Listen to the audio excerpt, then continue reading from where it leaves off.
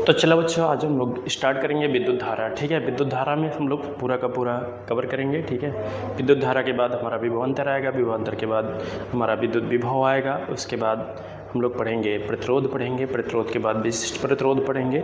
जैसे जैसे आगे टॉपिक होगा वैसे हम लोग आगे पढ़ते चलेंगे। ठीक है, तो इस वीडियो का बनाने का ये है कि विद्युत धारा हम लोग कवर करें। ठीक है, चलिए यहाँ पर सबसे पहले आता है कि विद्युत धारा किसे कहते हैं। सबसे पहले हेडिंग क्या है, विद्युत धारा यानी इलेक्ट्रिक करंट किसे कहते हैं, इलेक्ट्रिक करंट क्या होता है।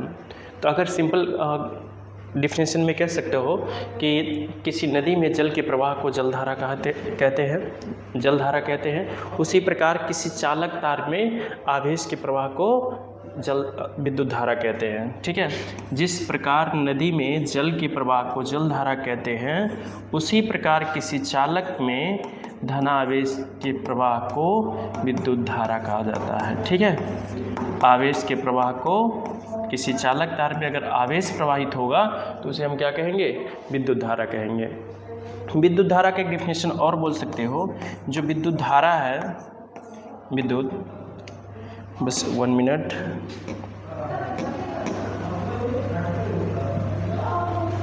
थोड़ा सा इसका चेंज कर दिया जाता है, पेन को सफ़ेद ले लिया जाता है। ठीक है, चलिए, जो विद्युत धारा होता है, विद्युत जो धारा होता है, ठीक है, यहाँ पर क्या होता है, विद्युत धारा। एक डिफिनेशन और कह सकते हो कि आवेश के प्रवाह के दर को हम क्या कहते हैं, विद्युत धारा कहते हैं। तो या तो इसका डिफिनेशन इसी से लिख लो, या तो विद्युत धारा बराबर जो होता है आवेश बटे क्या होता है, समय होता है, समय होता है। ठीक है, तो इसे शॉर्ट फॉर्म में I बराबर क्या लिख सकते हैं, Q अपान T से लिख सकते हैं। ठीक है, तो यहाँ पर बोल सकते हो कि आवेश के प्रवाह के, किसी चालक तार में आवेश के प्रवाह के दर को विद्युत धारा कहा जाता है। यहाँ पर लिखा गया है विद्युत धारा के माप आवेश के प्रवाह की दर होती है। ठीक है, जो विद्युत धारा का माप होता है आवेश के प्रवाह के दर को कहा जाता है। ठीक है, या तो तुम डिफिनेशन यहाँ से एक अलग लिख सकते हो, या तो तुम इस तरह से कह सकते हो, किसी चालक में आवेश के प्रवाह के दर को, किसी, कह सकते हो, किसी चालक में आवेश के प्रवाह को, आवेश के प्रवाह को विद्युत धारा कहते हैं, विद्युत धारा कहते हैं। ठीक है, तो ये आप मतलब इतना चीज़ें बोल सकते हो, यहाँ तक किसी को कन्फ्यूजन नहीं होगा। आते हैं नेक्स्ट पॉइंट पर। ठीक है, अच्छा, यहाँ पर वही चीज़ें लिखवाया गया है, उसी का डिफिनेशन। अतः किसी चालक में विद्युत आवेश के प्रवाह को, दर को विद्युत धारा कहते हैं। ठीक है, तो नेक्स्ट पॉइंट यहाँ पर आते हैं। अब विद्युत धारा का मात्रक देख लेते हैं पहले। विद्युत धारा को I से प्रदर्शित करते हैं। पहला जो पॉइंट है, अगर लिखना चाहोगे तो विद्युत धारा को कैपिटल I से प्रदर्शित करते हैं। ठीक है, यहाँ तक भी कोई दिक्कत नहीं होगा। ठीक है, अगर दूसरा पॉइंट अगर बात कर लिया जाए तो विद्युत धारा एक क्या है, अदिश राशि है। क्या है, विद्युत जो धारा है एक क्या है, अदिश राशि है। विद्युत धारा क्या है, अदिश राशि है। ठीक है, यहाँ तक भी कोई कन्फ्यूजन नहीं होगा। विद्युत धारा, विद्युत धारा, विद्युत धारा, अब यहाँ पर आप बोल सकते हैं कि जो विद्युत धारा है, विद्युत धारा का मात्रक, विद्युत धारा का मात्रक देख लेते हैं। विद्युत धारा का मात्रक, विद्युत धारा का मात्रक क्या होगा, पहला विद्युत धारा का अगर मात्रक देखोगे तो हमने कहा था कि I बराबर, अभी भी फार्मूला लिखवाया हूँ, I बराबर Q अपान T होता है। ठीक है, तो यहाँ पर विद्युत धारा का मात्रक जो है वो पहला क्या हो जाएगा, कूलाम कूलाम प्रति सेकंड हो जाएगा। क्या हो जाएगा? कूलाम प्रति सेकंड हो जाएगा। जो दूसरा मात्रक होगा वो क्या हो जाएगा? यहाँ पर एम्पियर होगा। क्या होगा? एम्पियर होगा। ठीक है, ओके। इसे एम्पियर को शॉर्ट फॉर्म में ए से दिखाते हैं। यहाँ तक किसी को प्रॉब्लम नहीं होगा। विद्युत धारा का बीमा, एक वर्ड आता है विद्युत धारा का बीमा।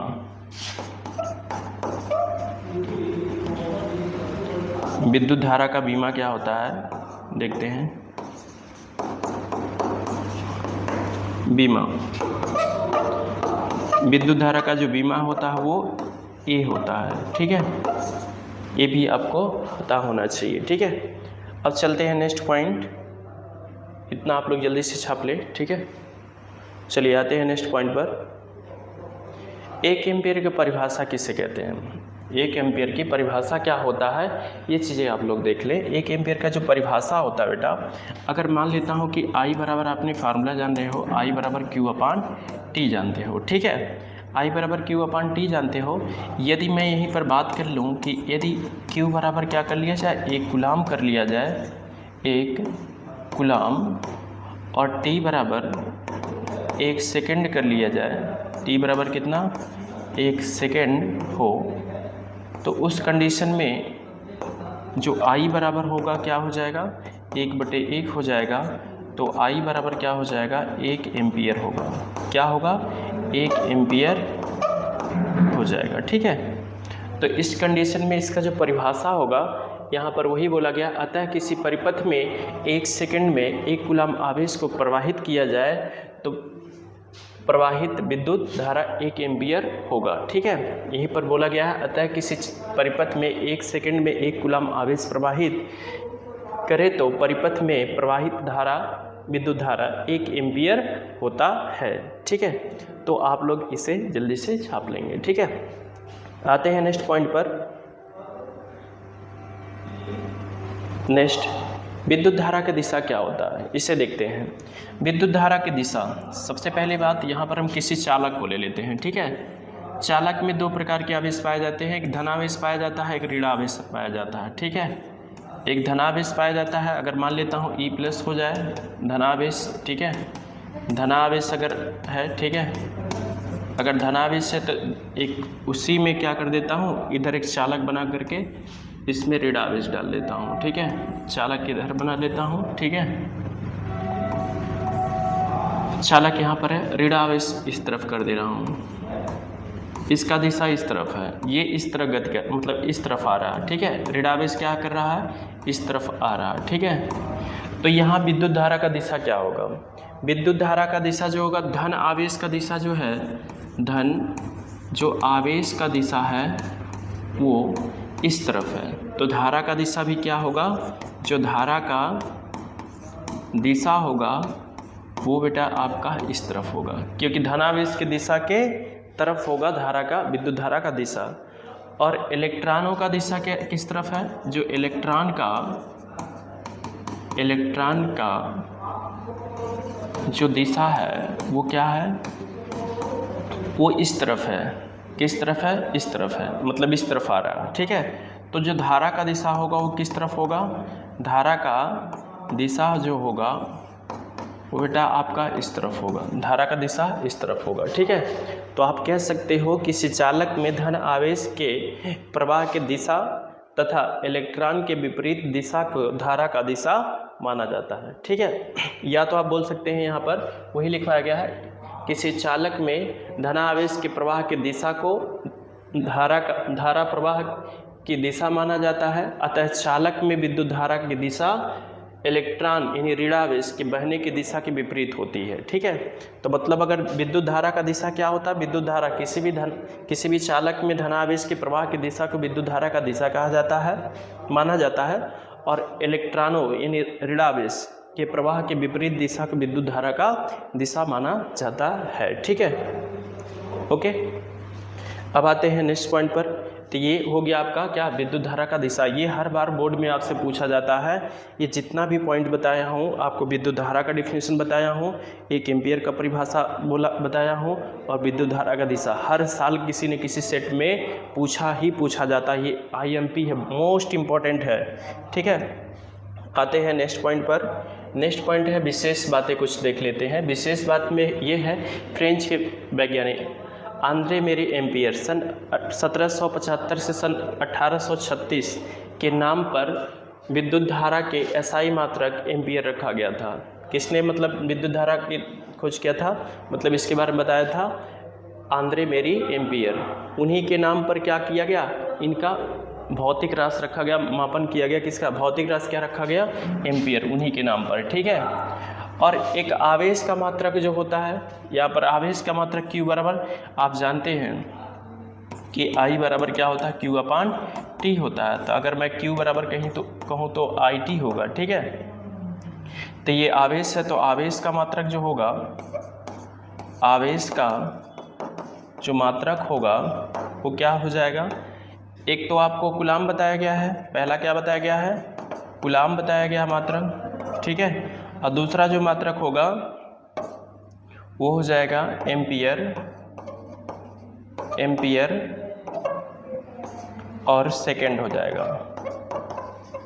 एम्पियर सेकंड, ठीक है। तो ये विद्युत धारा का आवेश का मात्रक है, ठीक है। तो वही चीज़ें यहाँ पर बताया गया है कि आवेश का मात्रक एम्पियर सेकंड भी होता है, जो कि Q बराबर IT होता है, ठीक है।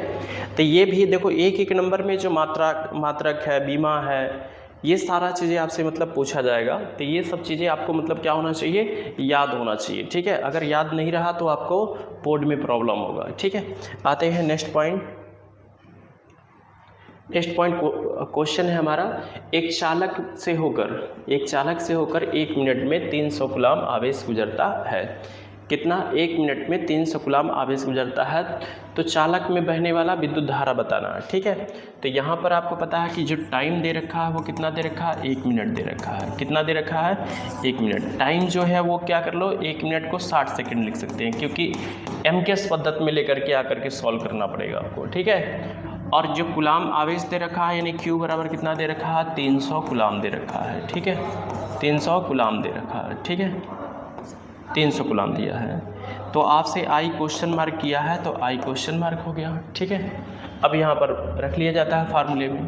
तो यहाँ पर जो आपसे पूछा है विद्युत धारा, I बराबर क्या, Q/T रख दें, ठीक है। तो I बराबर क्या है, Q का मान 300 बटे कितना, इसका 60 है, तो 0 से 0 6 करने 6 5 30, तो I बराबर कितना हो जाएगा, ये 5 एम्पियर। शॉर्ट में A भी लिख सकते हो या AMP भी लिख सकते हो एम्पियर को, ठीक है। A लिखा जाता है शॉर्ट में, ठीक है। तो शॉर्ट में A ही रहने दें, ठीक है। नेक्स्ट पॉइंट पर आते हैं। चलिए ये आप लोग जल्दी से छाप लें, इसमें देरी ना करें।